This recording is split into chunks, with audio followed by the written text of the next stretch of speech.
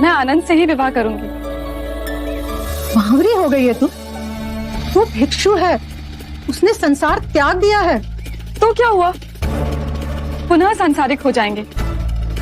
ऐसा नहीं होता। तुम चाहो तो ऐसा हो सकता है माँ, ये संभव है।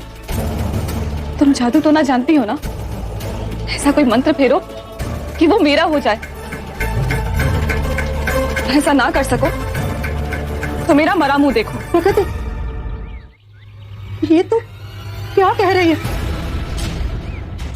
ठीक है, तू ऐसा कर, उसे एक बार भोजन पे फिर बुला।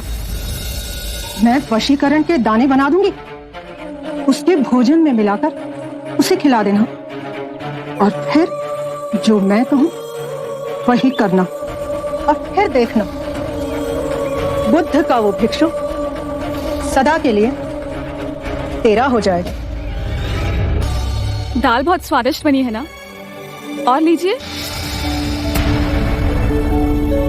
अब आप इसे अपना ही घर समझिए, प्रकृति को बहुत अच्छा लगेगा। और वैसे भी उसका मन तो पूरा दिन आपके पास ही होता है।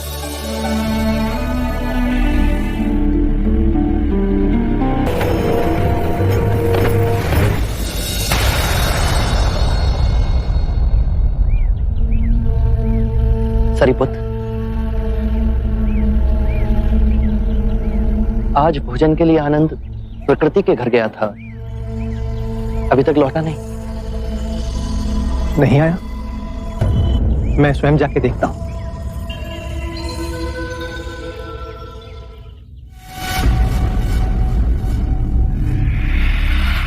ये ले, अब तू इससे गंधर्व विवाह कर ले, फिर ये भिक्षु संसारी हो जाएगा। और जल्दी कर, मेरे वशीकरण के दानों का प्रभाव रहते तू ये विवाह कर ले।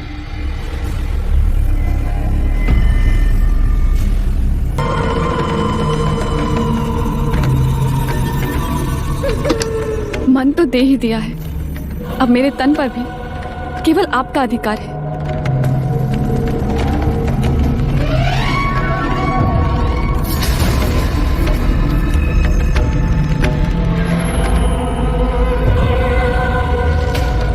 मैंने मन से आपको अपना वर मान लिया है, अब हम गंधर्व विवाह कर सदा के लिए एक हो जाएंगे।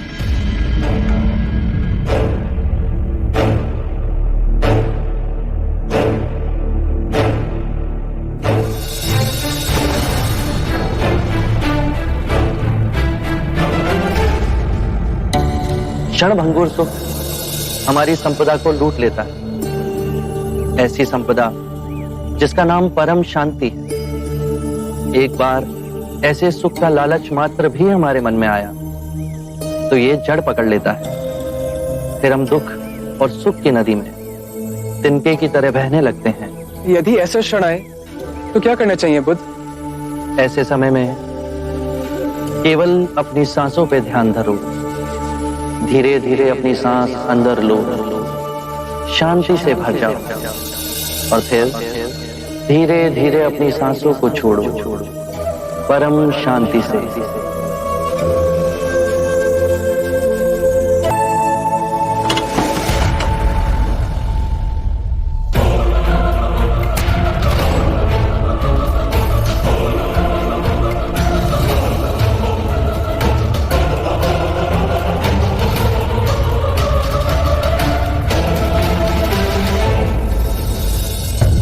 आनंद के निश्चल मन का लाभ उठा इन दोनों मां बेटियों ने उनके साथ छल किया है। प्रकृति, तुम आनंद से बहुत प्रेम करती हो ना? अपने प्राणों से भी अधिक। ऐसी क्या विशेषता है आनंद की जिसने तुम्हें इतना मोहित किया?